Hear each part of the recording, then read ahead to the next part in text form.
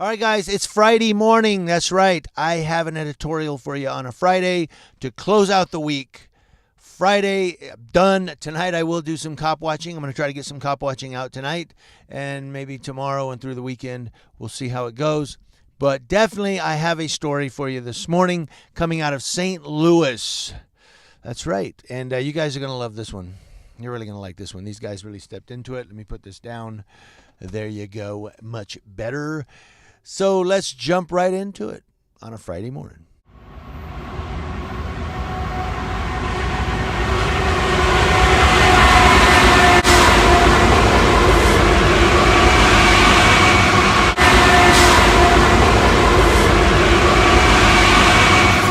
A federal grand jury indicted 3 members of the St. Louis Metropolitan Police Department on charges of beating a fellow officer who was working undercover during a 2017 protest. A 4th officer was also indicted and accused of conspiracy to cover up the incident. The Department of Justice announced Thursday, 11/29/2018, in a statement.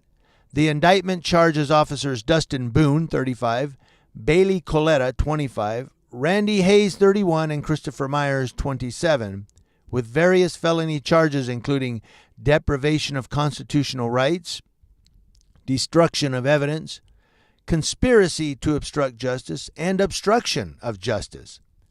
According to the indictment, officers Boone, Hayes, and Myers inflicted bodily injury on an undercover officer identified in the court document only as L.H., an officer and detective who is described as having 22 years of experience with the police department. The beating of L.H. occurred while he was compliant and not posing a threat to anyone. Well, of course. The incident occurred during a September 17, 2017 protest against the acquittal of a white police officer who was tried in the death of a black suspect in 2011. The indictment includes what appears to be text messages among the 3 officers before the protests in which they talk about their plans to beat protesters. All 4 officers were suspended without pay, according to city officials in a statement. Each of the officers faces potential maximum penalties of at least 20 years in prison. I will put a link to the full story in the description box below, which also says that Coletta allegedly lied to the grand jury during their investigation of these indictments. So this is why I tell you guys, always, always, always film the police. If you have an interaction with them, phone goes on record and let them know you're either video or audio recording this interaction for your own records. I am recording this interaction for my own records, officer. And if he says, no, turn it off, why should I turn it off? It's for my records. You have a body camera. I have this camera, or I have this recorder going. It's for my own records. I'm going to document this interaction. That's what you tell them every single time. You can't imagine how many cop watches I do, how many stories or interactions I do with the police where the person is pulled out of the car and they sit down on their curb, and sometimes they'll ask, can I get my phone? Yeah, go ahead and get your phone. But they don't have it going. They're not recording. They're not filming. They're not documenting. They're just sitting there with their phone. Maybe they call a relative and, hey, man, you got to come get me. No, record the police interaction. And there they'll go, police go. They start searching the vehicle, and the person's sitting there talking to the other cop like, hey, man, I know you got a job to do, buddy. Yeah, you're my friend. You're a police officer. You're here to protect and serve. And they talk to him all friendly and nice until the cop goes, okay, stand up and put your hands behind your back. Yeah, he was your buddy until then. That's what gets me.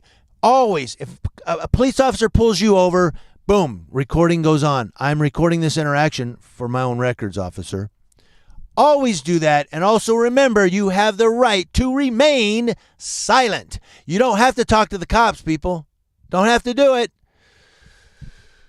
But here, these officers, as you see, falsified stuff. They're being charged with obstruction of justice, conspiracy to obstruct justice, and that's because of the you have Officer Coletta that was allegedly charged with allegedly lying to the grand jury, of course they're not going to tell them what exactly occurred. That's why you record it, so that it's documented in a video or it's documented on an audio recording.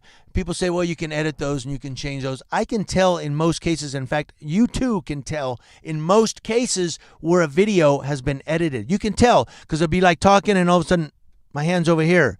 That's an edit. That's a cut. If he's talking and then his hand's over here all of a sudden without moving, that's a jump cut, is what they call. You can tell if you really watch a video closely. Sometimes you can always tell right there, something, he cut something out right there. You can always tell in the video if it's edited or not. That is irrelevant. What is relevant is always record your interactions with police. I'm telling you guys, I'm hammering it into your brains. Always do it. News Now, Ukaipa, letting you know what's going on across your nation and the world. And have a good weekend, guys. Don't forget, I'm cop watching some point this weekend. Keep your notifiers close by and handy. Talk to you later.